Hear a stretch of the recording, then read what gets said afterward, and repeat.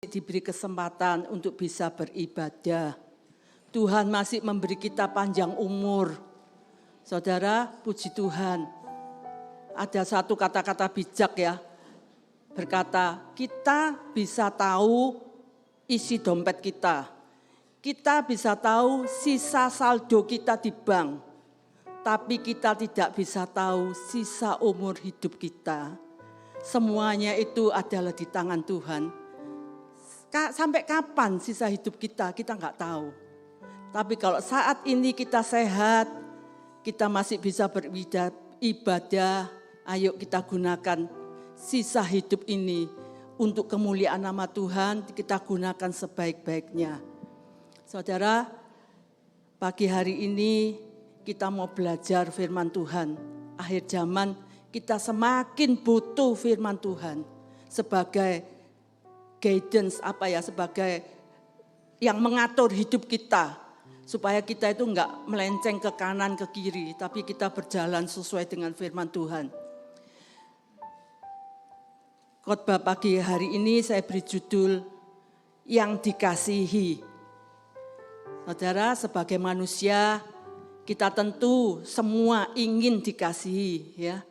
Suami ingin dikasihi istri kepingin dikasih suami, anak-anak kepingin dikasih orang tua, begitu juga orang tua kalau sudah tua kepingin dikasih oleh anak-anak.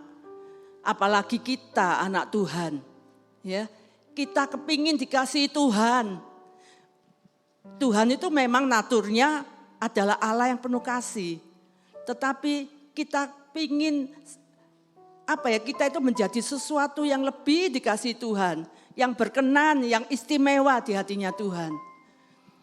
Kita belajar dari sebuah kisah ya di Alkitab. Kisah ini sudah umum ya, sejak zaman saya sekolah minggu sudah pernah tahu cerita ini. Kita belajar di Yohanes 11. Yohanes 11, satu perikopnya itu panjang ya. Ayat 1 sampai 44. Perikopnya itu Lazarus dibangkitkan. Ini cerita sekolah minggu yang sudah hafal ya. Saudara, tapi intinya itu memang sebuah keluarga yang terdiri dari Maria, Marta, dan Lazarus. Lazarus sakit, mati, sudah dikubur 4 hari, dan dibangkitkan hidup kembali oleh Tuhan. Itu intinya, cuma itu ya saudara, inti perikop ini. Memang Tuhan kita itu dahsyat. Tadi kita meneriakkan yel, Allahku dahsyat. Amin. Memang Allah kita Allah yang dahsyat. Tapi dalam cerita ini ya saudara, kita banyak hal-hal yang bisa kita pelajari. Kalau saya renungkan, saya baca ulang-ulang perikop ini, banyak hal-hal yang bisa kita pelajari dan menjadi contoh buat kita. Dikatakan di situ, di Betania itu ada sebuah keluarga, yaitu yang terdiri dari Maria, Marta, dan Lazarus. Saudara, saya percaya di Betania bukan cuma satu keluarga ini ya, banyak keluarga-keluarga yang lain. Tapi kenapa keluarga ini yang seolah-olah menjadi keluarga yang istimewa di hadapan Tuhan? Dan dikatakan Tuhan mengasihi keluarga ini, keluarga Betania ini ya saudara. Dan saya percaya di Betania itu yang bukan cuma Lazarus tok yang sakit ya. Mungkin ada orang-orang lain yang sakit, bahkan mungkin ada orang-orang yang lain yang mati. Tapi kenapa yang menjadi istimewa, mendapat hak istimewa ini cuma Lazarus, cuma keluarga Betania ini. Sampai Lazarus itu keluarga ini mengalami mujizat yang dahsyat ya. Kematian yang sudah 4 hari bisa bangkit. Mujizat yang dahsyat. Kita pelajari, kenapa? Saya renungkan kenapa ya kok Tuhan itu mengistimewakan gitu ya, seolah-olah mengistimewakan keluarga ini. Saudara, kalau kita baca ya ayat 1 ayat 2 coba. Ini ayatnya panjang tapi kita tidak baca semua, nanti kita lompat-lompat. Ayat 1, ada seorang yang sedang sakit namanya Lazarus. Ia tinggal di Betania, kampung Maria dan adiknya Marta. Maria ialah perempuan yang pernah meminyaki kaki Tuhan dengan minyak mur dan menyekanya dengan rambutnya. Kita lompat, ada Fatsal 12 ayat 3. Coba Fatsal 12 ayat 3. Maka Maria mengambil setengah kati minyak narwastu murni yang mahal harganya, lalu meminyaki kaki Yesus dan menyekanya dengan rambutnya. Dan bau minyak semerbak itu di seluruh rumah itu. Saudara, yang mengalami mujizat secara pribadi itu Lazarus. Tapi kalau saya pelajari Alkitab ya, justru Lazarus tidak banyak berperan ya. Enggak banyak diceritakan dalam Alkitab. Saya pelajari yang lebih banyak berperan itu adalah Maria. Sampai dicatat di sini ya saudara. Sesuatu yang dicatat di dalam Alkitab itu pasti yang istimewa. Enggak semua peristiwa tercantum di dalam Alkitab. Kita tadi kita baca, Maria itu mempunyai hati yang tulus kepada Tuhan. Sikap Maria itu diperhitungkan Tuhan. Sehingga Tuhan itu begitu menghargai. Dikatakan Maria itu pernah meminyaki kakinya Tuhan dengan minyak narwastu. Saudara, minyak narwastu dikatakan itu minyak yang sangat mahal. Kalau saudara baca di Fatsal 12 itu ada harganya 300 dinar. 300 dinar itu sama dengan 300 hari upah kerja. 1 hari 1 dinar. Saudara, kalau kita compare dengan saat ini ya, UMR Jawa Timur itu sekitar 4,5 juta mungkin 1 bulan ya. Berarti 1 hari itu 150.000 upah kerja. Dikali 300 hari, minyak itu harganya 45 juta. Wow, saya waktu perhitungkan ya dengan imajinasi saya, wah mahal sekali ya. Kayak apa baunya 45 juta. Barusan ini kan saya diajak anak saya refreshing jalan-jalan ke Singapura ya. Kalau di bandara Singapura itu kan seperti mall ya saudara. Di situ ada duty shop ya, duty free shop ya. Terus kebanyakan jual parfum. Di situ parfum $2.500, $3.000 itu aja sudah wangi. Itu sekitar 3 juta, 3,5 juta gitu ya. Dan ada tester toh, saya itu cuma cerit-cerit gitu ya. Bau-bau supaya wangi gitu. Ini 45 juta. Betapa pengorbanannya secara material ya. Secara material itu Maria begitu mengorbankan hartanya. Sampai pernah disindir oleh Yudas Iskariot. Ngapain minyak mahal-mahal? Dicurahkan di kakinya Tuhan. Enggak dijual. Sok baik ya Yudas itu. Jual, harganya dibagikan kepada orang miskin. Tapi Tuhan bilang apa? Orang miskin selalu ada padamu.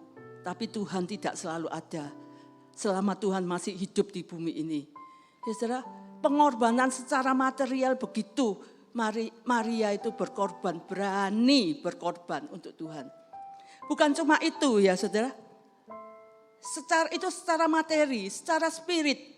Setelah disiramkan di kaki Tuhan. Terus kaki Tuhan itu dibasuh, diseka. Bukan dengan lap, bukan dengan kain, bukan dengan kanebo. Tapi apa? Rambutnya. Padahal kita tahu ya saudara, rambut itu mahkotanya wanita.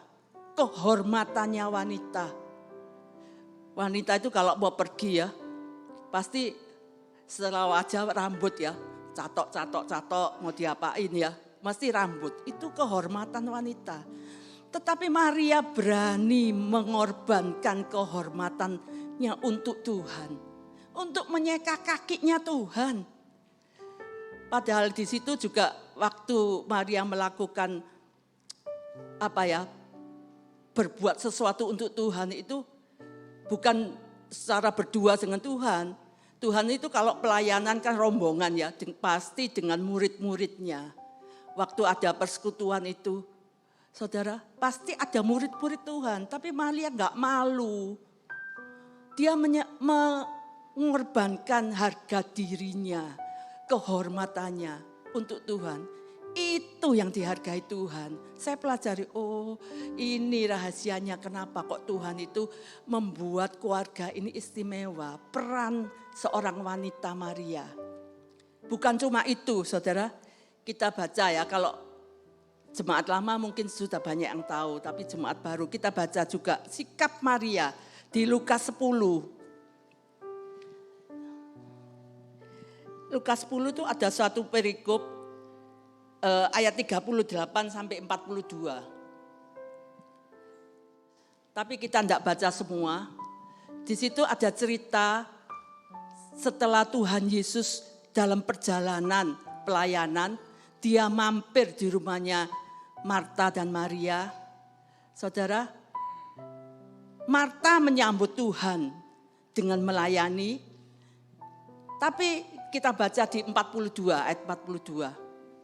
Apa yang dilakukan Maria? Maria ini senang duduk dekat kaki Tuhan. Mendengarkan suara Tuhan, mendengarkan firman Tuhan. Itu kesukaannya Maria. Saudara, ini yang menyebabkan Tuhan itu membuat keluarga ini istimewa. Peran Maria. Kalau kita mau melihat mujizat, kita mau dikasih Tuhan, mesti ada sesuatu peran yang harus kita mainkan ya saudara, kita lakukan untuk Tuhan. Enggak terus males-malesan, diam-diam, enggak. Ada sesuatu yang harus kita berikan sebagai persembahan kita kepada Tuhan. Dan timbal balik Tuhan itu begitu menghargai kita dan mengasihi kita. Dan dikatakan, kita kembali ke kisah tadi ya, keluarga ini sangat dekat sama Tuhan. Buktinya apa? Waktu Lazarus sakit, keluarga ini memberikan kabar kepada Tuhan. Tuhan, ayat 3 ya. Dan Lazarus yang sakit itu adalah saudaranya. Kedua perempuan itu mengirim kabar kepada Yesus. Tuhan, dia yang engkau kasihi sakit. Ayat 4. Ketika Yesus mendengar kabar itu, ia berkata, penyakit itu tidak akan membawa kematian, tetapi akan menyatakan kemuliaan Allah. Sebab oleh penyakit itu, anak Allah akan dimuliakan. Ayat 5, Yesus memang mengasihi Marta dan kakaknya dan Lazarus. Ayat 6, namun setelah mendengar bahwa Lazarus sakit, ia sengaja tinggal 2 hari lagi di tempat di mana ia berada. Sampai ayat 6 dulu ya saudara. Keluarga ini, kenapa keluarga ini istimewa? Karena keluarga ini juga dekat dengan Tuhan. Kalau enggak dekat, enggak mungkin ada kabar berita yang disampaikan. Oh ya, saya juga mengucapkan ikut berduka cita ya atas meninggalnya Om Seng. Saudara, saya kenal Om Seng ini dari waktu saya masih kecil ya. Terus saya lihat kabar itu, wah sudah komplit ya, semua sudah ketemu di surga. Mulai dari Pak King Wat, Mak Wat, Tante Rosi, Om Seng, Pak John, Pak James, Cik Uwa, saya panggil Cik Uwa, Cik Lun. Semua sudah ketemu. Mungkin ada persekutuan di sana. Keluarga hamba-hamba Tuhan. Ya, kita yang masih hidup, yang masih dikasih umur panjang, kita mau gunakan kesempatan yang masih ada yang Tuhan beri itu dengan sebaik-baiknya. Saudara, kembali lagi, keluarga yang dikasihi Tuhan ini memberi kabar kepada Tuhan.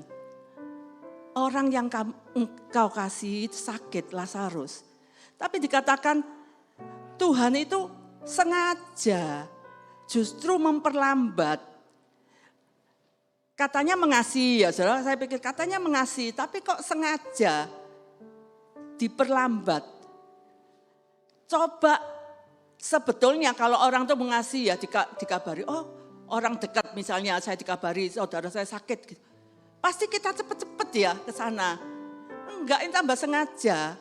Tuhan tuh sengaja mundur, memperlambat. Kadang-kadang dengan keadaan ini kita itu curiga, langsung curiga. Wah bohong Tuhan itu. Tuhan tidak mengasihi ya. Lalu dia ngomongin sakit kok, enggak tambah cepet-cepet. Tambah memperlambat. Tambah bahasa Cinanya man-man dun-dun gitu ya. Tambah sengaja. Kita sering salah paham, kita sering curiga sama sikapnya Tuhan. Padahal Tuhan tuh punya planning yang lebih besar. Tuhan tahu apa yang akan dilakukan. Tuhan tuh Allah yang maha kuasa, Allah yang maha dahsyat. Tuhan tahu apa yang akan Tuhan lakukan. Dikatakan penyakit itu tidak akan mematikan. Saudara, kadang-kadang memang doa kita itu, doa rasanya menurut kita itu doa sungguh-sungguh gitu. Kok gak dijawab-jawab ya? Kita curiga, Tuhan gak cinta aku, Tuhan gak sayang aku. Padahal Tuhan itu dengar setiap doa kita. Dikatakan di Yesaya, sebelum kamu ngomong untuk aku sudah tahu. Tapi kok gak dijawab? Tuhan punya planning yang lebih besar. Saya ingat dulu Pak James ya pernah memberikan, waktu khotbah memberikan ilustrasi. Kalau Tuhan itu penuh kasih ya. Dan Tuhan tuh, kalau Tuhan menunda, bukan berarti Tuhan tuh jahat, enggak. Saudara, seandainya, ini ilustrasi ya. Kita itu berdoa sama Tuhan. Firman Tuhan kan bilang, mintalah maka engkau akan diberi. Kita berdoa sama Tuhan, Tuhan kasih ono aku uang 1 hari 100.000. Berdoa, hari pertama enggak ada. Hari kedua berdoa lagi, Tuhan minta 100.000. Tidak diberi. Hari ketiga Tuhan minta 100.000. Tidak ada. Padahal Tuhan bilang, tunggu anakku. Nanti hari ke-7 aku kasih kamu 1,5 juta. Lebih besar toh saudara. Kalau kita minta 1 hari 100.000, 7 hari cuma 700.000. Tapi karena tidak dijawab-jawab kita curiga Tuhan jahat. Padahal enggak. Tuhan punya rencana yang lebih besar. Ya, dikatakan tadi, sudah toh penyakit ini tidak akan mematikan. Justru dengan penyakit ini akan menyatakan kemuliaan Tuhan. Dan kita baca di ayat 15.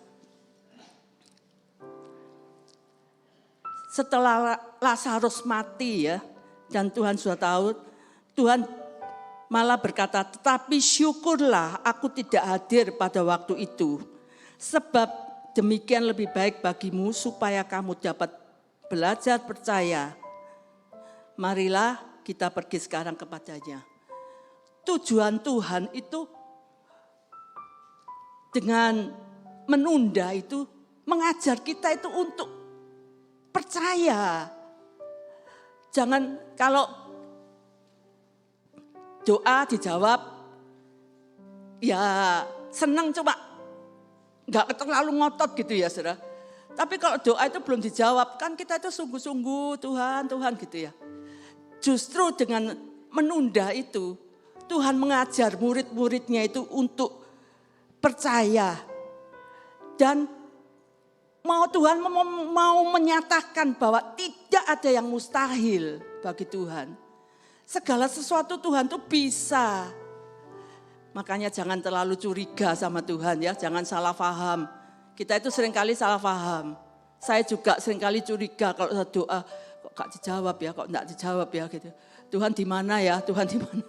Curiga. Kita enggak boleh, padahal Tuhan tuh tahu dan Tuhan tuh sangat mengasihi kita anak-anaknya. Dan Tuhan tuh punya planning yang lebih besar untuk kita. Saudara, kita baca lagi ayat 17. Maka ketika Yesus tiba, didapatinya Lazarus telah 4 hari berbaring di dalam kubur. Lompat ayat 21. Maka kata Marta kepada Yesus, Tuhan, sekiranya engkau ada di sini, saudaraku pasti tidak mati. Marta ini kalau saya pelajari tipe orang yang suka protes ya. Suka berargumentasi sama Tuhan. Kalau dengan kata bebas, coba Tuhan cepat datang. Kan pasti Lazarus saudaraku tidak mati.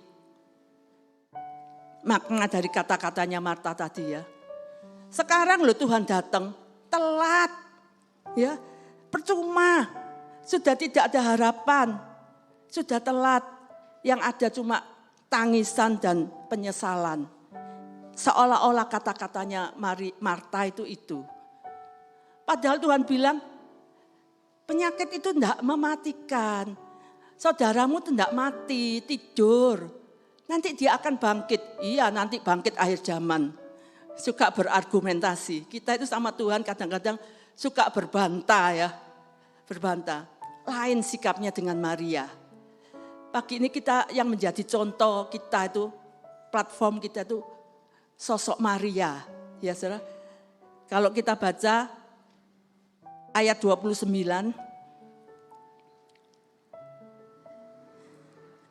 waktu setelah Maria diberi kabar oleh Marta, guru ada di sana, dia sudah datang. Ayat 29, mendengar itu, Maria segera bangkit lalu pergi mendapatkan Yesus. Lompat ayat 32. Setibanya Maria di tempat Yesus berada dan melihat dia, tersungkurlah ia di depan kakinya dan berkata kepadanya, Tuhan, sekiranya engkau ada di sini, saudaraku pasti tidak mati. Perkataannya sama. Marta tadi mengatakan itu, Maria juga mengatakan itu, sama. Tetapi apa yang beda? Sikap ya, sikapnya Maria. Sebelum dia memohon sesuatu, sebelum dia komplain, dia tersungkur ya saudara. Dia tersungkur di hadapan Tuhan. Dan dia merendahkan diri di hadapan Tuhan. Saudara, sikap Maria ini yang sangat dihargai oleh Tuhan. Sampai Tuhan itu ikut terharu. Sampai Tuhan ini masyigul ya saudara. Dan Tuhan ikut menangis. Di dalam Alkitab saya pelajari, Tuhan itu menangis 3 kali ya. Menangisi Yerusalem, menangis pada waktu di Taman Getsemani, dan menangis pada peristiwa Lazarus ini. Saudara, Tuhan itu menangis karena sikap Maria. Perkataan yang sama, tetapi sikap rendah hati, dia tersungkur, senang dengan kaki Tuhan. Itu yang membuat Maria ini sosok yang istimewa di hadapan Tuhan ya. 2 orang ini, Maria dan Marta ini memang 2 wanita yang sangat tulus ya, mencintai Tuhan. Tapi fokusnya berbeda, prioritasnya berbeda. Kalau Marta, kalau saudara baca di Lukas 10 tadi, prioritasnya itu lebih memprioritaskan pelayanannya kepada Tuhan. Dia melayani Tuhan. Memang dengan tulus, dengan penuh kasih ya. Tapi dia lebih memprioritaskan pelayanannya, sehingga dia tidak menyadari perlunya duduk diam, duduk tenang di bawah kaki Tuhan untuk mendengar firman Tuhan. Sedangkan Maria, kalau kita pelajari, dia prioritasnya itu lebih duduk di bawah kaki Tuhan. Sehingga dia mampu mengesampingkan dulu pelayanannya, kesibukan pelayanannya untuk Tuhan. Kedua prioritas ini memang baik ya, memang baik. Tetapi Tuhan lebih memuji sikap Maria. Dikatakan tadi Maria sudah memilih yang terbaik. Malah Tuhan ngomong Marta, kamu tuh sibuk dengan banyak hal. Tetapi Maria lebih pilih yang terbaik. Ternyata ya saudara, sikap iri hati sesama saudara itu sudah sejak zaman dulu ya. Sudah sifat manusia sejak zaman dulu. Saya baca ini, Marta ini iri, kok enak aku melayani Tuhan sendiri. Maria duduk-duduk tenang, cuma dengarkan suara Tuhan. Kok enak. Saya ingat dulu waktu saya masih kecil ya, bukan kecil ya, remaja. Kita kan 7 bersaudara, 3 perempuan, 4 laki. Tinggal dari satu rumah yang kecil di sepanjang toko jamu. Jadi kalau dulu masih remaja itu, zaman dulu kan pembantu, tidak seperti sekarang enak gitu ya. Dulu anak banyak, pembantu cuma 1. Sekarang anak 2, tetangga saya itu anak 2, pembantu 2, 1-1 gitu ya. Dulu tuh saya tuh sering juga iri sama kakak saya Meli ya. Dulu dibagi, kalau kakak saya nyuci, saya yang gosok. Karena keluarga besar ya. Kalau kakak saya yang gosok, saya yang nyuci. Kok enak aku nyuci mbak gosok, gantian gitu. Ternyata sifat itu sudah ada sejak zaman Marta Maria ya. Kok enak aku melayani sendiri. Ngajak ya saudara. Kalau adik saya Ling itu dulu bagian bersih-bersih. Nyapu, ngepel senengannya ya saudara. Dibagi, kita iri-irian ya saudara. Itu ternyata sikap dari dulu. Saudara, tetapi justru yang dipuji oleh Tuhan itu Maria. Karena Maria itu lebih mengambil sikap duduk, tenang, dengar firman, baru melakukan sesuatu. Biar ini juga menjadi prioritas kita. Tuhan Yesus waktu di bumi itu juga senang memprioritaskan pagi-pagi hari, menyepi, duduk, tenang, bersekutu dengan Bapa. Biarlah itu juga menjadi prioritas kita. Sebelum kita melakukan sesuatu, pagi hari kita bangun, kita cuci muka, duduk tenang, menyembah. Enak loh tuh saudara ya, pagi bangun, seger ya. Terus kita itu sambil kalau ada, saya senang sambil mendengarkan lagu-lagu rohani, sayup-sayup gitu. Enak bersekutu dengan Tuhan, menyembah, memuji, terima kasih, bersyukur sama Tuhan. Setelah itu kita baca firman, kita dengar lewat firman yang kita baca itu Tuhan berbicara banyak pada kita. Biar itu juga menjadi prioritas kita. Supaya kita juga dikasih Tuhan, supaya hubungan kita dengan Tuhan itu dekat. Ya, enggak cuma pas foto Tuhan, aku foto. Tapi setiap hari kita menghampiri. Bapa, terima kasih. Sudah kasih saya pagi bisa bangun, bisa kasih umur panjang. Ya, itu suatu anugerah. Suatu kemurahan Tuhan. Kita baca lagi di ayat 38 ya dalam kisah ini. 38 sampai 41a. Maka masih gelap pula hati Yesus, lalu ia pergi ke kubur itu. Kubur itu adalah sebuah gua yang ditutup dengan batu. Kata Yesus, angkat batu itu, Marta. Angkat batu itu, titik. Marta, saudara orang yang meninggal itu berkata kepadanya, Tuhan, ia sudah berbau, sebab sudah 4 hari ia mati.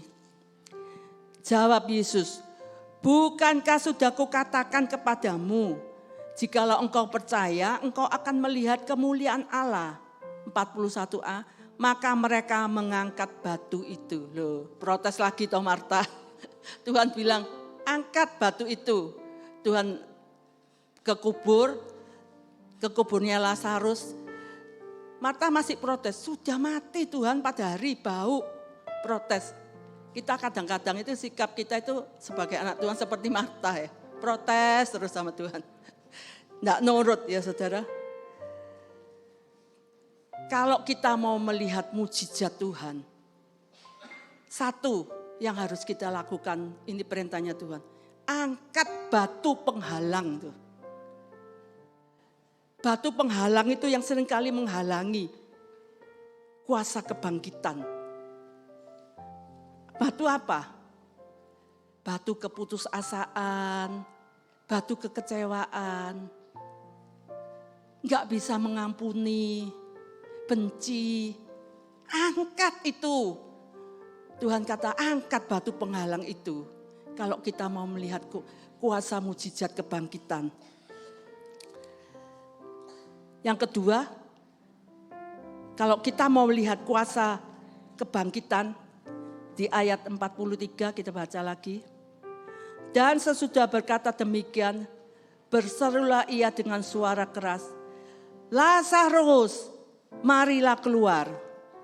Ayat 44, orang yang telah mati itu datang keluar, kaki dan tangannya masih terikat dengan kain kapan dan mukanya tertutup dengan kain pelu.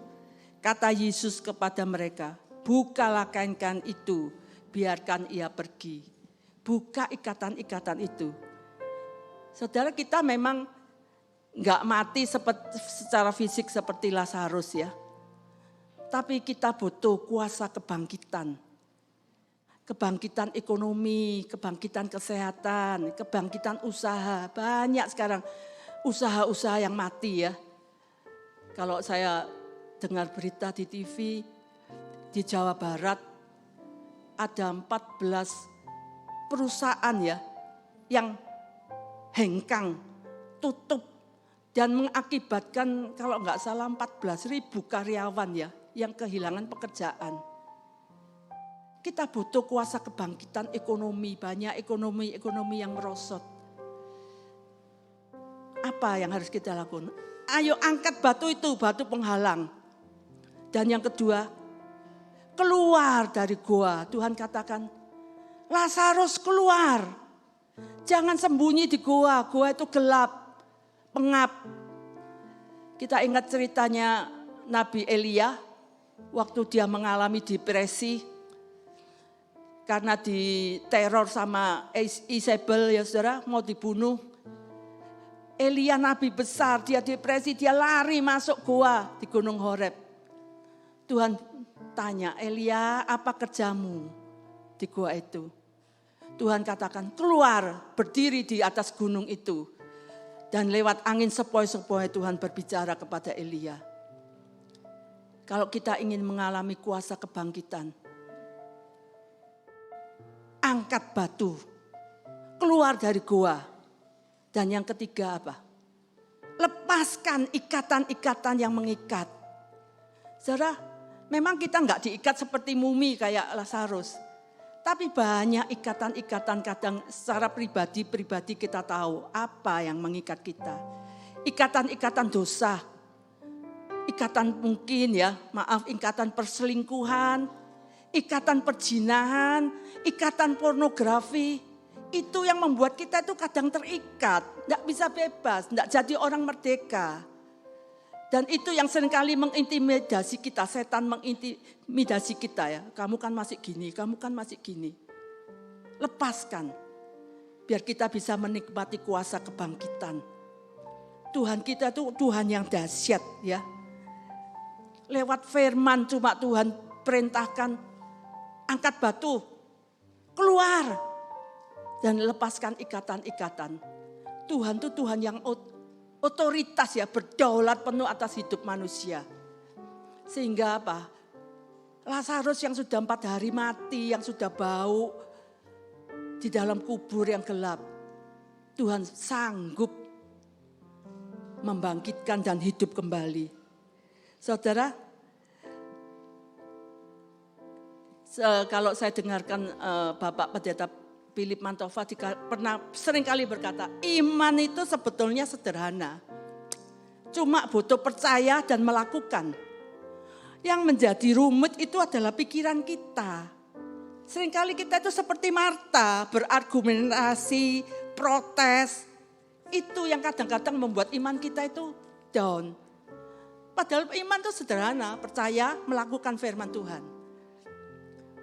Mari kita mau pagi hari ini kita tuh belajar seperti Maria ya. Kita mau belajar, fokus prioritas kita itu duduk dulu, duduk tenang, dekat sama Tuhan dengan firman. Baru kita melakukan segala usaha kita. Saudara, pagi hari ini juga pernyataan yang sama yang Tuhan berikan kepada kita. Kalau kita mau bangkit dari keterpurukan kita, apa yang saudara rasakan, kematian apa.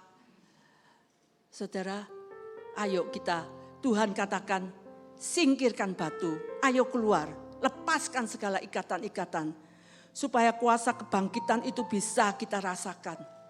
Kita mau juga seperti Maria yang berani mengorbankan harga dirinya, kehormatannya. Kita itu kadang-kadang terlalu jual mahal dengan harga diri kita ya. Wah, harga diriku diinjak-injak, marah. Ya saudara, padahal Maria, dia berani mengorbankan harga dirinya untuk Tuhan. Dan Tuhan menghargai. Tuhan melihat sikap yang begitu baik sama Maria. Biarlah pagi hari ini firman Tuhan yang sangat sederhana, sangat pendek, boleh menjadi kekuatan dalam hidup kita. Kita mau mencontoh seperti Maria yang punya sikap rendah hati, senang duduk di kaki Tuhan, berani berkorban baik secara materi maupun secara spiritual ya, kehormatannya. Kita percaya kalau Tuhan kita seperti tadi Yel-Yel, Tuhan kita itu Tuhan yang dahsyat, ya, bisa membangkitkan yang sudah mati 4 hari, sudah busuk, tapi Tuhan sanggup. Bagi Tuhan tidak ada yang mustahil. Semuanya Tuhan bisa. Saudara, kita angkat satu pujian, saya ganti ya pujiannya. Sebab kau besar, perbuatanmu ajaib.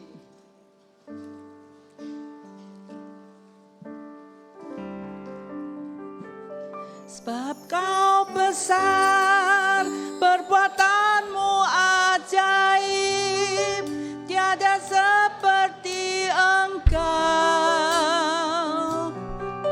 tiada seperti Engkau. Sebab kau besar, perbuatanmu ajaib, tiada seperti Engkau.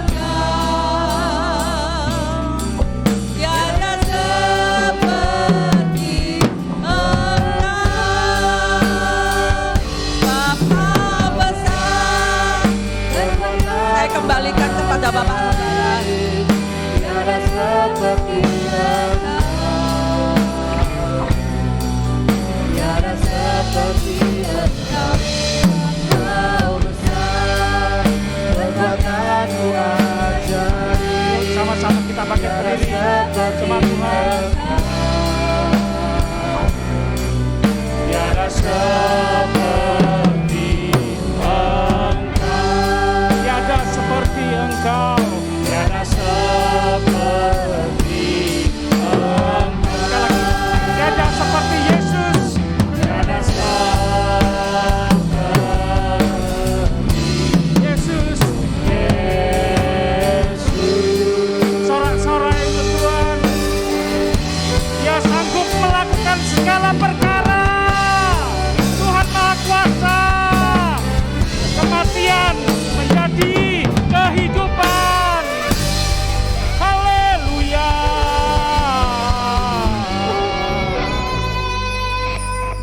Tidak salah kami terus percaya, terus beriman kepada Engkau, mengandalkan Engkau Tuhan, karena kami sangat butuh Tuhan. Hanya Tuhan yang Maha Kuasa, hanya Tuhan yang Maha Besar, hanya Tuhan yang sanggup melakukan segala perkara. Engkau Tuhan dan Engkau Tuhan.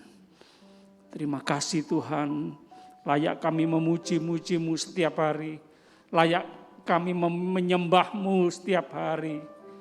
Terima kasih Tuhan, suatu kehormatan kami melayani Tuhan, suatu kehormatan kami mendengar firman Tuhan dan melakukan perintah-Mu Tuhan.